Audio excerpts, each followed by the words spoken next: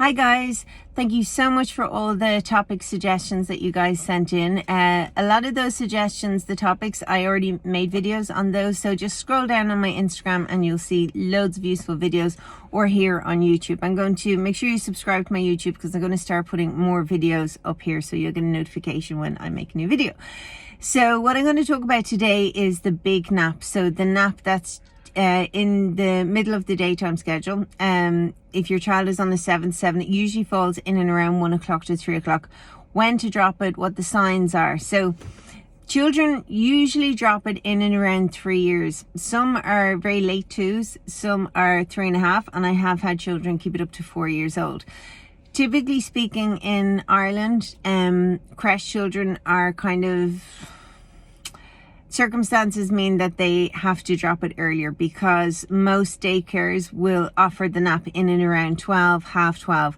And if your child is on a 7, often there's not enough sleep pressure by that time, so the nap gets shorter or gets very difficult to achieve. And sometimes the staff are very well-meaning, but they might say to the parents, look, they're not taking the nap, I think we should drop it away.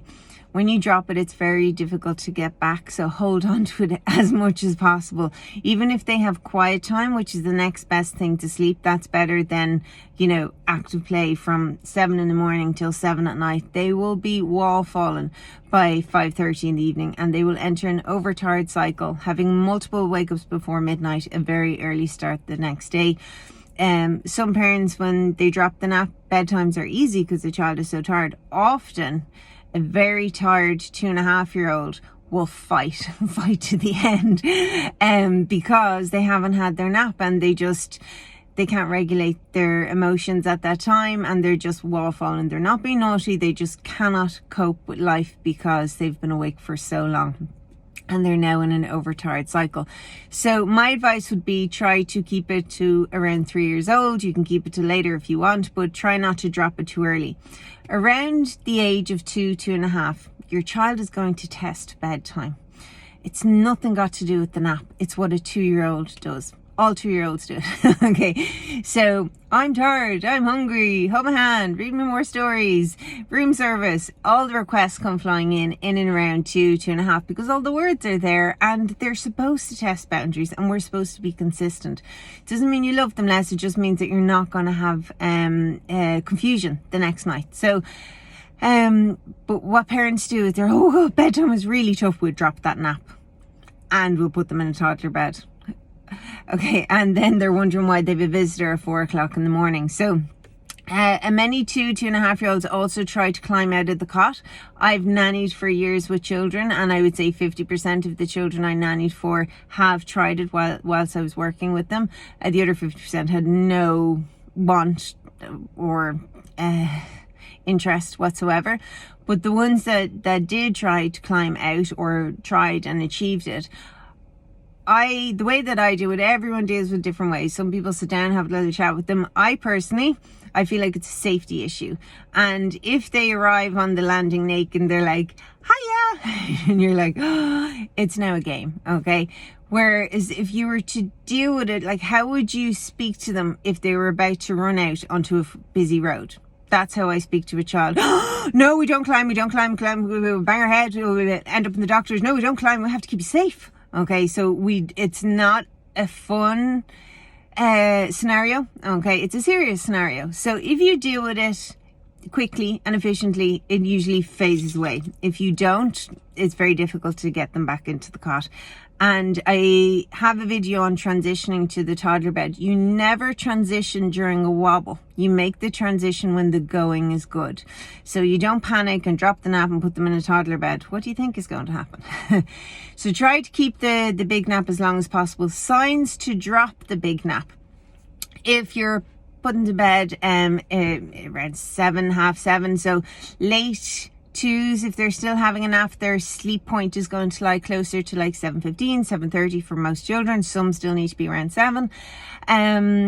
So one of the signs is when you pop them into bed, they're singing Jingle Bells for 2 hours. That could be a sign that's time to drop the nap. Or they're having split nights, so they're waking up at 2 in the morning and they're singing Baa Baa Black Sheep for 2 hours.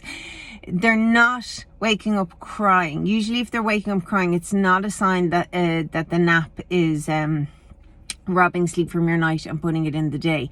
So usually when they're waking up crying, it can be a sign of overtiredness. It can be a case that you dropped the nap too early and now it's interfering with your nights. So, but if they're waking up singing and chatting in the middle of the night, it could be a case that there's too much sleep in your day and you're taking that from your night and putting it in your day. So if you see the signs that they're going to bed and they're singing jingle bells for 2 hours, it could be a sign that it's time to move away from the nap. Now, like all naps, and I have a video on nap transition, again, scroll down on Instagram, I think it's on YouTube as well. You don't just drop a nap, okay? Some children will decline it on a regular basis. Some will have it one day and not the next. When I feel like it's on the way out, I take it out of the bedroom. Okay, what you don't want to do is keep trying for the bedroom and it failing and you're like, oh, okay, come on back downstairs. Why? Because that's going to translate into your night. So they're going to test at nighttime thinking, whoa, I'm going to get downstairs. So although they have vocabulary and good communication, they can't always put two and two together. So but they, as in like sleep is sleep for them. They don't understand why at nap time you do A, but at bedtime you do B. So we treat all sleeps in the bedroom the same.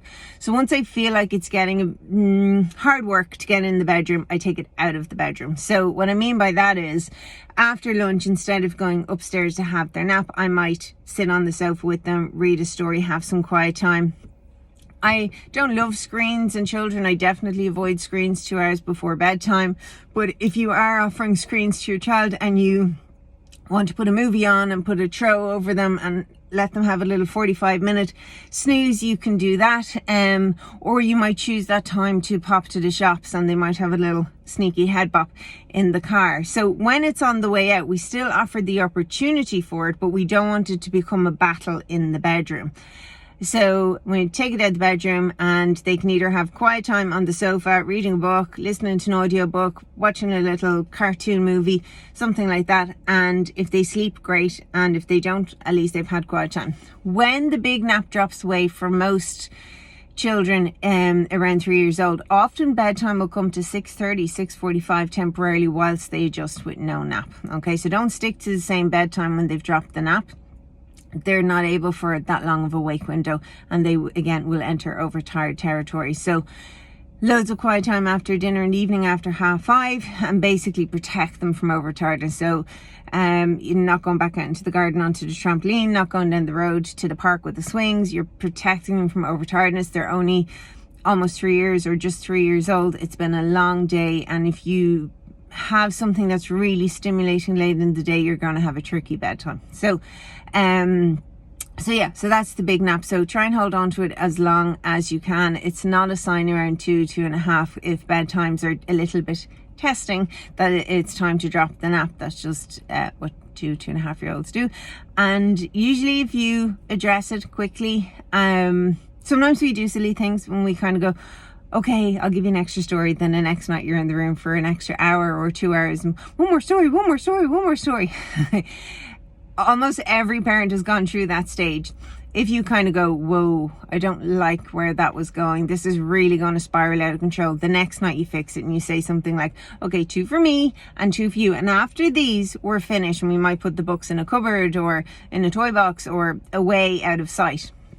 And explain 2 for you. Oh, but I want more. And they probably will insist on more because the night before you gave them more. It doesn't mean that you love them less. You're just recognizing that if we keep giving more and more and more, bedtime's going to turn into 9:30, 10 o'clock before you know it. And they are going to be in a sleep deficit. So doesn't mean you love them less. It just means that you're recognizing that there's a little bit of confusion there and we want to address it as soon as possible and get your bedtimes back on track. Okay, well, I hope that helps. Excuse this, I was up in the warehouse and I came out and it was raining, so I said I had to make this video.